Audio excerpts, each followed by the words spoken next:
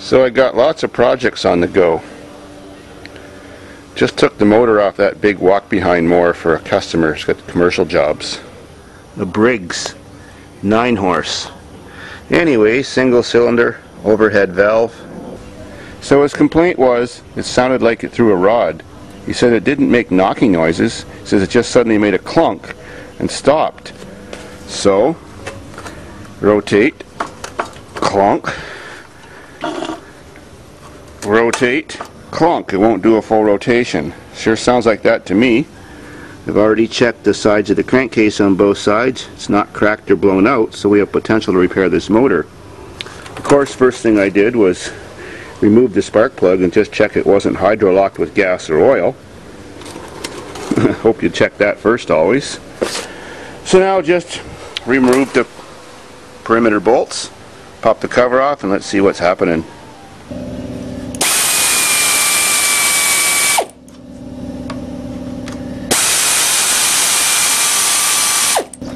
Almost there.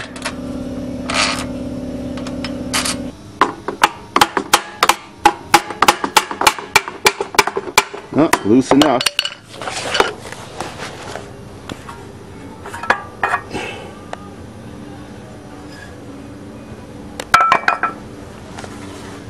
Well, I didn't even drain the oil out of this one, just because I can easily just pick it up and dump it in there. That would be faster than draining it the conventional way. I don't even see any signs of metal grits, so that's a good thing. Well, that's odd. Look at that, the connecting rod's still attached, but it won't turn. Wonder what happened. Unless the piston's hitting a valve. So it appears that taking the bottom of the motor off was a total waste of time. Everything in here is working right, but it gets stuck at the top just like he said. I think it's hitting a valve. So now to take the head off.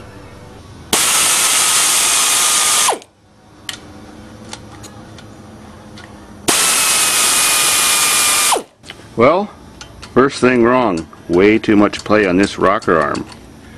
Well, that's always a sign of a bent valve, even in your car. If it's set on TDC, that's the best way to check these things.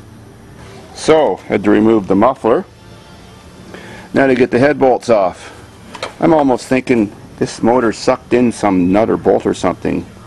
I remember in the winter time, he converted this thing to be electric start. Put a battery on it, and he had to buy a different flywheel that had the teeth on the side.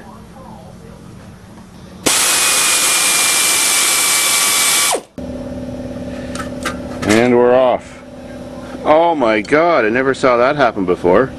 Not in a lawnmower engine. I wonder why.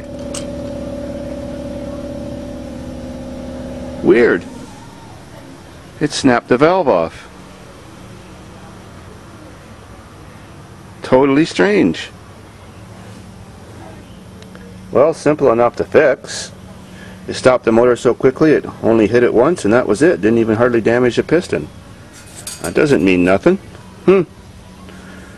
Let's check the side of the cylinder.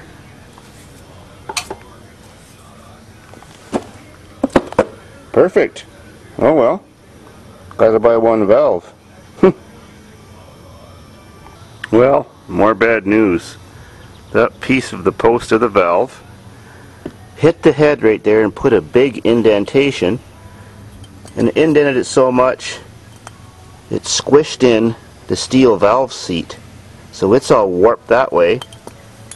So even though the valve may not be bent, it's sticking out and not closing because the seat is sticking in and hitting it so far.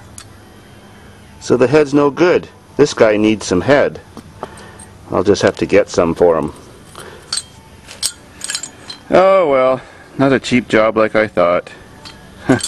Tisk tisk. Guess the update will have to come when I get the parts. Some random cattage while I'm working. Anyways, the owner brought me some new parts. New head, new valves, new gaskets, new push rods, the whole bit. So now it's time to put things back together. So just set the head on now as I've got the gasket on. tighten the bolts down all evenly, crisscross pattern, and I do them like in 3 stages to get the tension right. Next step is put the push rods in.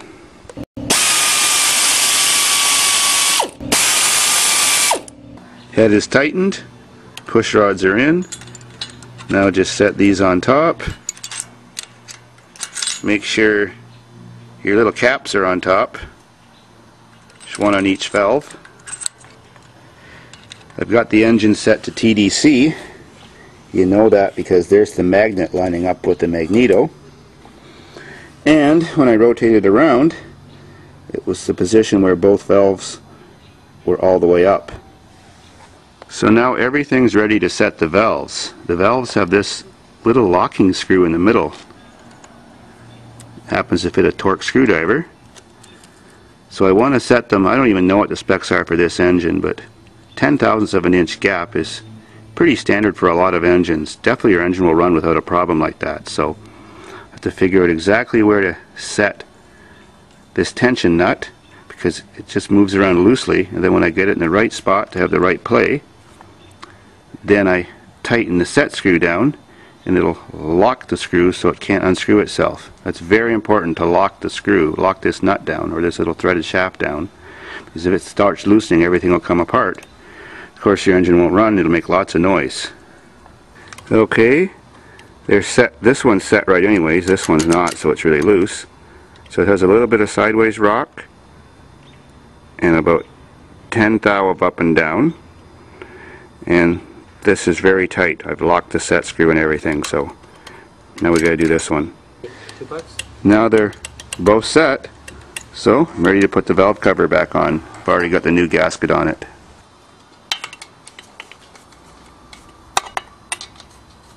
Spark plugs in. Now tighten the exhaust manifold. Cover's all tightened down evenly. All done now. Just the final pulley. I always prefer to put those things on with an air tool so they don't loosen. The bolt will fall out and you wouldn't even know it. You'd keep using it for a while. Well, then your pulley would drop off, then you would know it, but you wouldn't know where you left your bolt. Now to drop her back on, while carefully putting the belts around the pulleys at the same time. Never forget to add the oil at the end. All set. Let's see if she starts.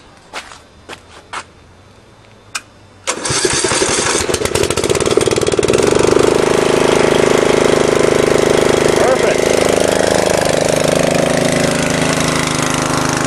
First try. Gotta like it.